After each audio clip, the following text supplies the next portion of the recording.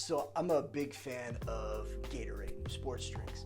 The only problem that I have is it doesn't really matter what flavor it is that I drink, I always end up feeling more thirsty than when I first took a drink. In other words, I take a drink, but then I need another one and another one and another, and I have this insatiable thirst that just isn't really quenched.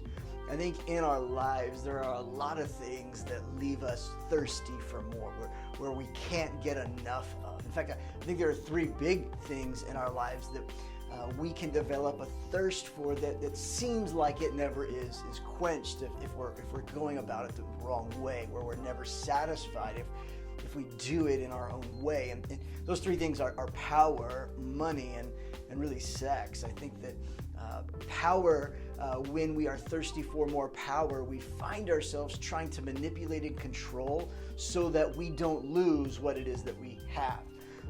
When it comes to money, we grip it tightly like with greed, but it seems like it has this death grip on our hearts, and we always are thirsty for more than what we have, and we can't seem to be content.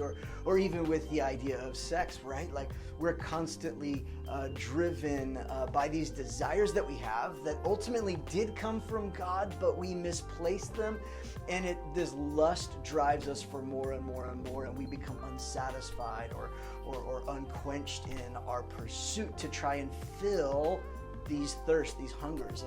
And while none of those things by themselves are wrong, right? Like sex is a gift from God, power and authority, God gives those, and money is something that comes from God. Each of these things really are amoral, but used in the wrong way or in the wrong hands can be detrimental to us and to our lives. And we've seen abuses in all three of these realms. You don't have to look very far in your life or flip through the news to see abuses of power or abuses of money or abuses of sex. And these were all precious things that God gave us to enhance our lives and to better other people's lives and to bring fulfillment and satisfaction, and ultimately to be training wheels to help us discover who He is.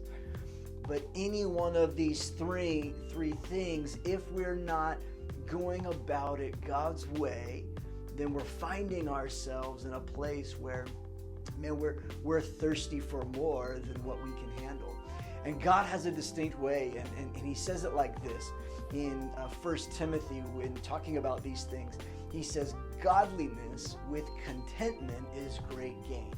I think we all want the great gains when it comes to having authority, being in control even. I think we all want contentment or great gains when it comes to money. We want to keep seeing it gains. And man, we want, there is a sexual drive within us that, man, there's some gains that we want to make. And ultimately, the way that we gain, according to Scripture, is finding contentment mixed with godliness. In other words, there is a godly way, a God-honoring way to deal with the authority, with money, and with sex in our lives. And when we do it God's way, we can couple it with this sense of contentment, and that's where we actually see gains in our life. So if you're seeing those three things out of control in your life, or it's not satisfying, or you're not gaining in any one of those three areas, man, to be honest, it's likely because you're not mixing contentment, or you're missing the godliness in those things. And I believe that we don't have to live always thirsty for more, but we can be content, discover godliness, but see it add gains in our lives. So godliness, contentment brings big gains in your life. That's it for me. Hope this helps you have faith